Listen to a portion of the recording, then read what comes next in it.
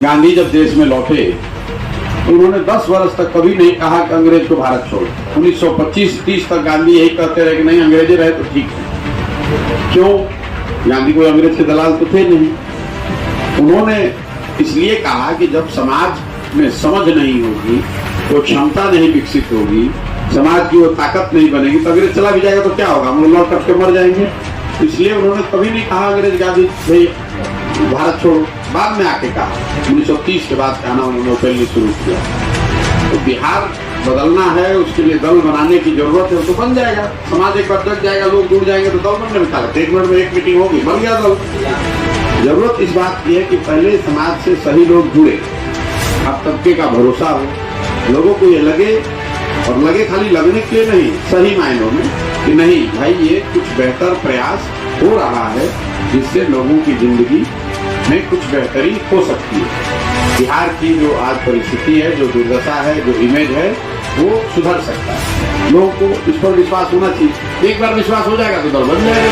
मुझे लगता है कि 25-30% रिजर्वेशन की बात किए बगैर 25 से 30% महिलाओं को आप मेन स्ट्रीम पॉलिटिक्स में ला सकते हैं। और जिला में 2 नेत्री नहीं मिले ऐसा तो हो ही नहीं सकता है।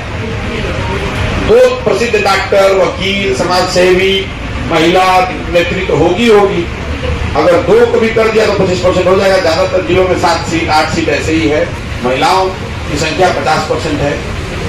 और मुझे लगता है कि अगर आप महिलाओं को संगठित कर लेंगे तो बन गई सरकार। 35% वोटिंग के लिए बिहार, 50% भी महिला अगर एक साथ आ गई तो आप पूरे ही उलट देंगे ऊपर से नीचे, जरूरत ही नहीं। एक बात अगर आप ध्यान से देखेंगे, समाज जिसको जब नेता बनाता है तो आदमी पैसे वाला नहीं होता है। आप इसको जाकर गंभीरता से देखिएगा। एमएलए एमपी नेता नहीं है, तो एमएलए एमपी है, नेता नहीं है। नेता वो है जिसके नाम पर वोट पड़ता है। तो अगर भगवान की कृपा से आप उस जगह पे पहुंच गए हैं कि आप कुछ समाज के लिए कर सकते हैं, तो मेरे जैसे आदमी की अगर हिम्मत नहीं पड़ेगी तो किसकी हिम्मत पड़ेगी? किसी का हिम्मत नहीं पड़ेगी। कोशिश ये है कि एक ईमानदारी से, इतनी ईमानदारी से भगवान ने शक्ति बुद्धि दी है, प्रयास करें, एक ऐसी व्यवस्था बनाएं जिसमें सही मायनों में समाज के सही लोगों को जोड़कर कुछ बेहतर प्रयास हो सके, लोगों की जिंदगी में परिवर्तन आए।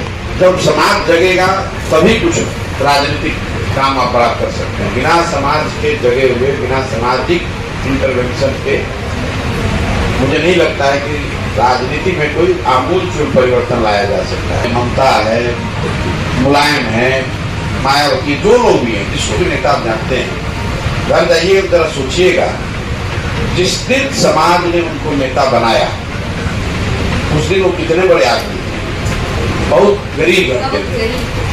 नेता बनने के बाद आप पैसा वाला बन सकते हैं, वो आपका चॉइस है, आपका कैरेक्टर है।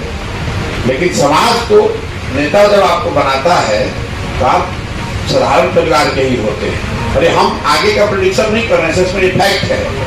आप भारत में जो भी नेता बना वो सब गरीब परिवार के लोग हैं। जिस समाज का आप नेतृत्व करना चाहते हैं, जिस समाज को आप बदलना चाहते हैं, कम से कम उसको एक बार आकर आंख से देखें तो कि आप रहते कैसे हैं, आपके बच्चे कैसे स्कूल में जाते हैं, आपके अस्पताल की दशा क्या है, आपके नालियों गलियों की दशा क्या है, आपसे कितना भ्रष्टाचार का आपके जीवन पर असर है। जब हम आएंगे ही नहीं, आपसे मिलेंगे ही नहीं, तो क्या कुछ सुधारेंगे? हम भी वहां अगर पहुंच भी गए तो हवा में ही घूमते रहेंगे।